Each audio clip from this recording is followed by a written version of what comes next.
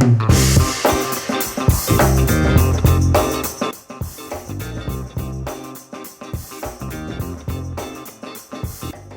to Season 6 of Business Mentorship, Keeping It Real. Introducing corporate leaders who have taken the leap to business owner, introducing their great idea in our guest blog, found on shareyourstories.online. Our guest joins us from New York, New York. Tammy Cohen is an award-winning author, podcast host, and the founder of Women Beyond the Table, a network empowering women to thrive professionally and personally. Let's find out how this award-winning author is providing tools for families to use mobile devices, not as distractions, but as bridges to more profound, heartfelt relationships. It is my pleasure to introduce and welcome Tammy. Hello there, Trish. How are you? Thank you so much for having me on. I'm really excited to be here. I am so thrilled that you're joining us because I have to say that when I was reading your guest blog and of course visited your website, I know that your first book title is Text Messages to My Son, of which you have 3 wonderful, they're grown boys now, right? They're men. They're grown, yeah. Yeah, they're men. They're not babies anymore, right? Total men. But what gave you the idea that you wanted to connect with your family members by text? Well, that's such a good question because it goes back to like where a lot of us started really rethinking things at the start of the pandemic. You know, we were all shut down and we had time to think. And I look at it as, I know it was a very challenging time, but also it depends on how you look at things. Because for me, it was a blessing that I had a chance to sit down and think what's going on. I knew I had issues. I knew I wasn't doing okay. I knew I wasn't happy. Or if you would ask me, Tammy, you know, how are you? What's going on? Good, fine. That was always my stock answer. Isn't that what we always say? Yeah. Isn't that what we good. always And say? I really, good. Let's do it. Good, fine. I was working hard. I was traveling. I'm a consultant in the gem and jewelry space. And I was, you know, making money and all that stuff, but I was not okay. And I decided at that point, since my main client, my biggest client had shut me down, basically, also their business stopped and I lost my income. I lost half my income. I was just like, okay, so I have time to think what's going on here. And what I did was and it was also the protests, you know, that time with BLM and everything was going on. I was listening to the windows break I'm on 57th and 3rd. So everything was being broken. People were stealing. And, you know, you wake up in the morning, I'm living in Manhattan for many, many, many years. And to see Madison Avenue, Fifth Avenue, everything boarded up, including your block that you live on, and having to have security, it was a really challenging time. So I immersed myself in mindset. Like I was all over the place. I was Tony Robbins' Unleash the Power Within, Mind Ballet. I was Joe Dispenza. I was reading like crazy, Robin Sharma, Jay Shetty, Napoleon Hill, Stephen Covey. I just went all in. You know, I was doing courses and programs and masterminds, and I just was like a sponge. And I was learning about the subconscious and our early childhood and things that started to make sense to me. And at that point, I was, you know, I only used my phone when I would text my kids. It was reminders, reprimands, or commands. And I said, you know what? I want to change conversation because let's face it, Trish, are you having conversation with your kids in person? Not really. Nobody wants to sit down and have an in-person conversation. It's changed. I'm the generation that you had to speak to people. Okay, right. It's different. So you can't expect people to be where you are. You have to like connect to them, especially across generations where they are. So I started sharing everything I was learning with my kids in text form. And I was like, they don't teach us stuff at school. They don't teach you about positive messages or positive thoughts in your mind, or they don't teach you about limiting beliefs and mindset or self-esteem or worthiness. They don't teach it. So I really wanted to share this with my kids. And what happened was it started becoming like love messages because I realized I was telling them how much I love them, how worthy they are, how much they mean to me, but also sharing wisdom and sharing inspiration and sharing these things. And it really made an impact on them. And as, you know, the first book, Text Messages to My Son, Connecting Deeply in a World of Devices, I self-published, worked with an editor. I didn't really know anything. I didn't know what I was doing. It's the first book written in text message format completely. And what happened was it first published October 4th, and then October 7th happened, and I'm Jewish. And I really started understanding how much hate, how much violence, how much disinformation, how much misinformation, how much indoctrination and propaganda is going on. And your kids are exposed to that too on their devices. Sure. Social media and craziness. Algorithms are designed to steal their focus. They're designed to over engage. So I'm like, okay, how can we break this? Well, I'm going to message my kids the exact opposite, and I'm going to share information that's from thought leaders that didn't just show up the other day and decide they're going to spread lies. I'm going to go way deeper than this. And what happened was my kids were so taken with these, and it changed our dynamic that they wrote the foreword to the book of what it means to them. So that's how it all came about. Cool. That's really cool. Now show us the cover of the book. Do you have the book handy that you can show us the cover? So this is my first book, and it's very kind of like because it looks just like a text message on your phone.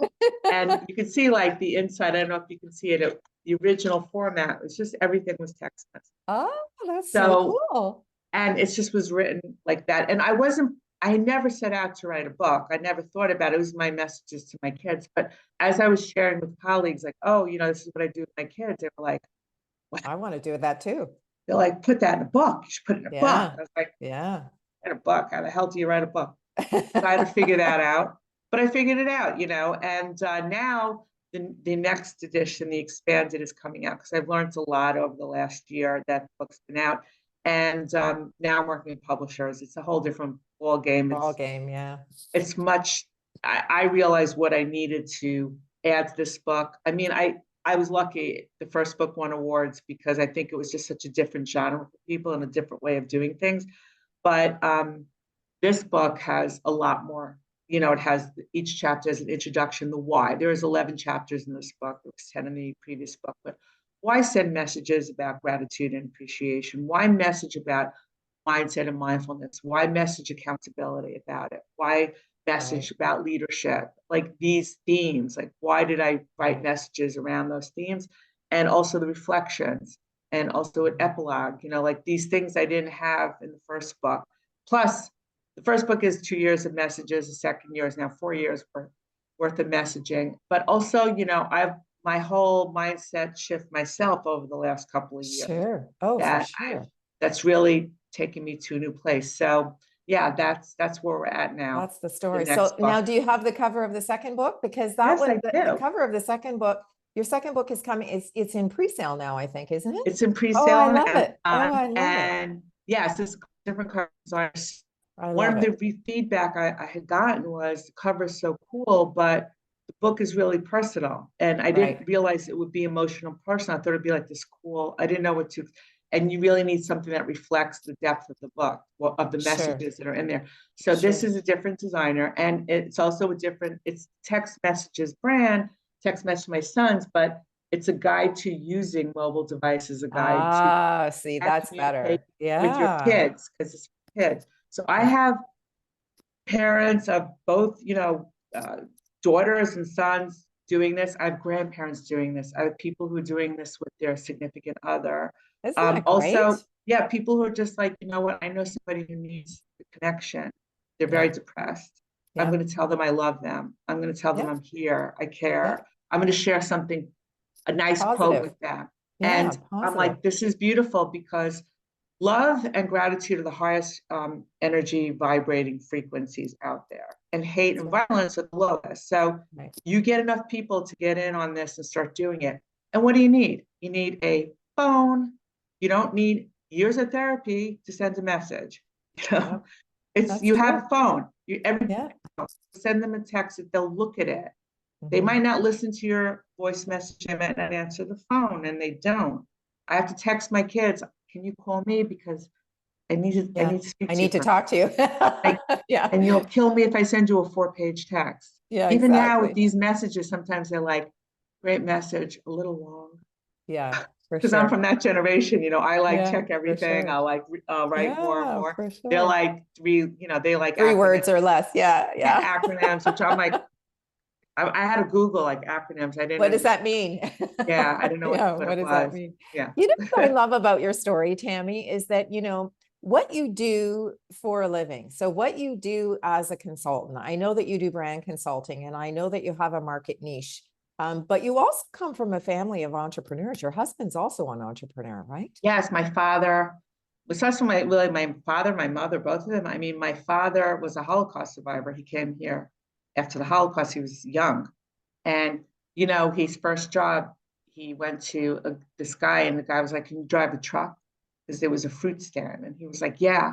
He didn't know how to drive a truck. He didn't know anything, and then he built his own businesses, and he wound up becoming a sweater manufacturer, owning a factory and becoming successful.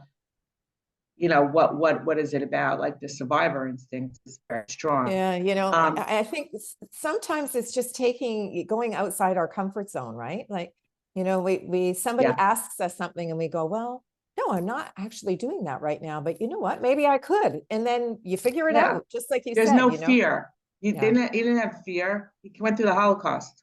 yeah, What you figure it out. starting a business going to scare him? No. Okay, so Yeah. he just had that mentality. My mom, they wound up divorcing, and my mom had to figure it out also. And she wasn't she didn't have college education. She did this, she did that.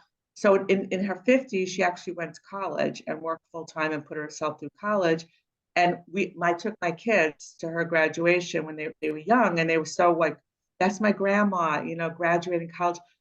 And she said, I have to be more marketable. I have to be able to do things. And she wound up working always.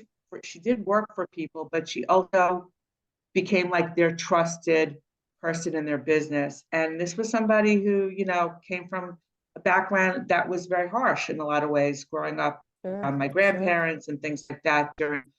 My grandfather was in the military for a while, and he lived in a VA hospital, and there was a lot of struggles. They didn't have money and things like that. So she had to figure a lot of things out too. Then I met Sydney, and Sydney, he was born in Morocco, grew up in Israel.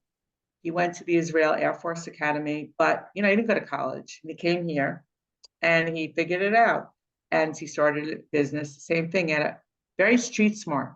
Right, Like they understood right, how to buy and sell. right. Yeah. It's like in the genes. So yeah, I became a merchant, and then after that, now we have the restaurant, 18 restaurant on the Upper East Side of Manhattan. It's open 15 years. He was always very drawn to the restaurant business, so we invested in restaurant groups kind of thing. And then he learned it a little bit, and he was like, I could do this. I want to do this. He did it, and thank goodness, because he was in the fashion garment industry, and that business went to China basically. He Changed. had a Yeah. Yeah, what he was doing kind of phased out, and it just became, how cheap can you go after a while? Right. And he Right. wasn't as adept at brand building, but with the restaurant, it was passion, and he got into it. And now it's 15 years later. And Trish, when you come to New York, you're definitely come to the restaurant. You're my guest. But do you know what it is to have a restaurant in New York City? First of all, more Pretty than tough. 18 months, because that's the average shelf life of a restaurant. But through the Right. pandemic, it was like Yeah. a whole other ballgame. Yeah, for sure. For sure. Now, tell me a little bit about this wonderful group that you have developed, Women Beyond the Table, because, we have so many similarities between you and I. When we first connected, we talked about some of those, ticking off the boxes of some of the experiences in life that have been somewhat the same. But we both have this wonderful community of which you now belong. And I love the fact that you're participating in our Share Your Stories community in such a big I way. love your community. I've tried to like bring women to share your stories, and I believe in collaboration, and I love what you're doing, and I would love to find a way to combine or Find the do something synergies. together. Yeah, Yeah, find the yeah, synergies. So tell us absolutely. about Women Beyond the Table. Tell me about what you do, because you get together monthly Yes. and you do have a speaker that shares education and leadership. So how do you find these amazing women? Well, it's really interesting because it's another thing that I started during the pandemic, literally the same month, January 2021, that I started messaging my kids. And I just, said to a couple of colleagues, like, how are we doing? Like, we're all sitting here and we're all rethinking our lives. I mean, women were going through massive, like, do I want to Change. Yeah. work in the corporate world? Do I want to do this anymore? Do I want to do something else? Like, I'm not happy either. I'm with my family. Maybe I need to think it. And a lot of women started thinking about health and wellness and becoming coaches and getting into a whole other thing. And I was like, well, maybe we should just have a call, like see how everybody's doing. And And that's you how it know what? started. Yeah, and I'm like, I need to transition my business because I just got into the butt big time with my marketing consulting. And I want to go from a sole proprietorship and I want to get it be an LLC. And I need to like open up. I don't have a website. I don't have things. So I would love to like meet women who have these skill sets that I don't know how to do. And I can like, we can like and trust each other and I can give them Sure. business. I want to work Yeah. with women. Yeah. So, and I always had a good network, like in the gem and jewelry space, which is where my brand messaging business is. I always had a great network because I always found it easy to connect with people and talk. I just like doing that. So I was like, let me expand this and figure out how to help other women and maybe we could get together and grow. And that's how it started. So the first call was January 2021. It was like me and four women. And then it just took on a life of its own and they started bringing people. So the first year of Women Beyond the Table, it was proof of concept. Like we were just trying it out. We didn't have anything. We didn't have Sure. social media. We just had this call once a month. And then it was just us talking. And then I started bringing people I knew who coached me. I said, like I had a life coach, I had a business. I was like, would you speak to these women? And they're like, sure. It was a pandemic and people were around and they were like, loving it. And then over time, we just started building more out. We opened a website, social media. I started a podcast. I love women and sharing who they are and their challenges and how they started a business. I felt like regular women everywhere were like, I want to hear about you. Like you did this, I can do this. Oh, Right. you got through this. Listen, Trish, when you hear people's stories, like you think you know them and you don't know some of the horrors they've been through. That's true. That's And you're so like, true. oh my God, like look what she went through. And I'm complaining about what? Stupid stuff. Yeah. So, that's how it all came together. And the group, we share our members' blogs. We have a great member directory. Now we're doing speed networking on a spatial chat platform. It's a whole different thing than Zoom. Really cool. And we bring speakers every month. We have great guests. I know you're scheduled to be a podcast guest. And yeah, it's just, we partner within, live events. So Right. we're not live event. We're virtual. We're monthly, but Sure. it's consistent. Yeah. So we want our members to experience in person and go, network in person. So we partner with those providers and we put all of that information on the website. So, we're trying to be very benefit driven. We give our members every speaker's their PowerPoints, their articles, book recommendations, all the Zoom recordings, like everything is in our resources for our members. So it's taken on a Perfect. life of its own and it's very nice. Yeah. It's a good bunch of women. They're non-judgmental. They don't compete, but they help each other. Like, I have a Right. question. Can you help me with the answer? Yeah, Right. sure. Yeah. Education and support based, right? I mean, that's really the premise. That's how Yeah, we're all like going to women grow, have to right? have, yeah, be in these community, like in a good community that fits you. Yeah. Yeah. And Absolutely. so you don't have to, you can ask anything and get help. Yeah, for sure. Now, I know that you're a super connector, and I love the fact that we're each supporting each other's communities by, sending trusted referrals and recommendations. And that's really how both of us will find alignment and continue to help the broader network. One of the things that we do in the guest blog is we ask folks to share 3 words of advice. So I'm going to ask you to wrap up your discussion today by giving us some insight. Your words are purpose, connect, and learn. Well, I think having like, what's depression? Depression is lack of connection and lack of purpose. I think you need to have a purpose. I think people, when you find what lights you up and you ask yourself the questions, it just makes life, you go in the flow and it makes everything easier. Yes. When you're doing what your purpose is, what you love, what you're here, like I found my mission with these books. When you find that mission and that purpose, you're in the flow and everything, it becomes joyful. You find the energy comes to you. So Yes. that's important. And why connect? Connect is part of what I do. Like we need to connect with each other. We need to form communities. And I think connection is, like I said, part of that. You want to not be depressed, connect. And people really need it now. So you're doing a big, I call it a mitzvah, good deed when you connect to people too, because it helps them as well, and it helps you. Okay. Sure. And then learn. But I want to say with learn, there's the collaboration piece. Okay. Yes. So you always have to learn. You're never too old to learn. Learning's important. Learning keeps you updated, but also it keeps you growing. Yes. Learn spiritually, learn technology, learn whatever you want, whatever you find you need to learn.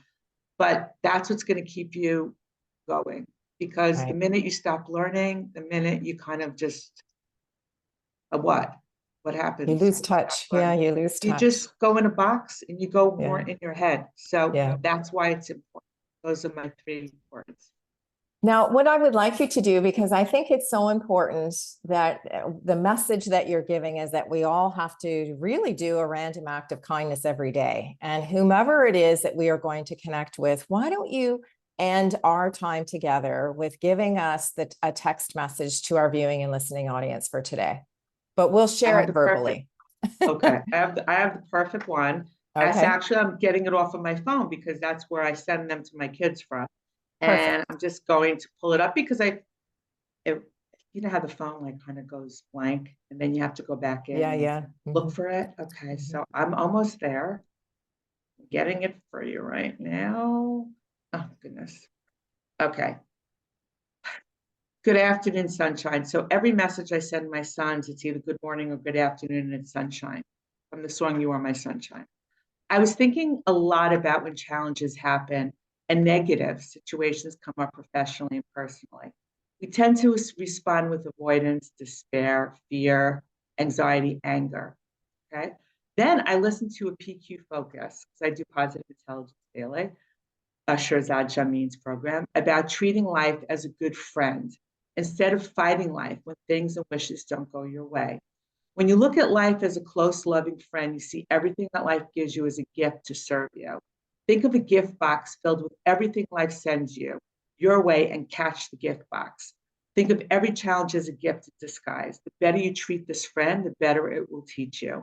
Life will be fuller, your outlook will be better, and the pivots will happen smoothly. Fight life, dodge the gift box, and treat it as hostile. Then you will feel the life being sucked out of you and something to endure and pointless. Consciously make better friends with life and catch the gift. Life is looking out for you just like a good friend would. See everything that comes your way as a gift, an opportunity, and it will be. You're the biggest gift in the gift boxes that I receive. You are priceless. And I end it with heart emojis. Now, I just want to preface this that a couple of hours later, I got a diagnosis of breast cancer from my biopsy. And a couple of hours after that, my youngest son had a sudden onset seizure that he's never had a seizure before, and he fractured and dislocated both shoulders because it was that intense a seizure. And I didn't know, I didn't find him in the morning. I found him on the floor. I sent that message. That was God preparing me, but I realized every message I sent my sons, where I was connecting to them and sending them messages of resilience and strength, accountability, and all these things, I was also messaging myself. So we all got prepared for this moment in our lives. We got the October 7th was another watershed moment. And now this, and my boys started messaging me, we got this. We're going to come out stronger. This is the year we're going to thrive in every year after that because we're the Cohens and we're strong. And you know what? That's all I could ask for. And it's carried me through every phase that we've been going through. 2 surgeries. My son had surgery. I had surgery in February, and I'm starting chemo. He's on his path. And you know what? It's made us feel like we got this and positive. So that's the power of messages, Trish. You know, Tammy, you've given our viewing and listening audience not only some great tips and advice about your books and connecting as humans, but you've also given us some inspiration because, to your point, everyone has a story. Not all of our stories are wonderful messages all of the time. We do have challenges and barriers that we have to break. And I'm really very grateful that you've shared your story with our viewing and listening audience and joined us today on our podcast. So thank you so much. No, thank you. Thank you Thank for you. sharing women's stories. Thank you for doing what you do. I Thank find you what so you much. do outstanding and amazing. And every woman should, share their story and be proud and contact Trish Tonage to do that and share what you're doing and keep doing it. And thank you so Thank much for you. having me and Oh, letting me it's my share my absolute story. pleasure. Thank you. To our viewing and listening audience, I think we've given you a little bit of a different show today, and I'd like to thank you for joining us for this edition of Keeping It Real, where we introduced you to the person behind the logo. If you'd like to connect with our guest, you'll find Tammy's contact information in the description portion below.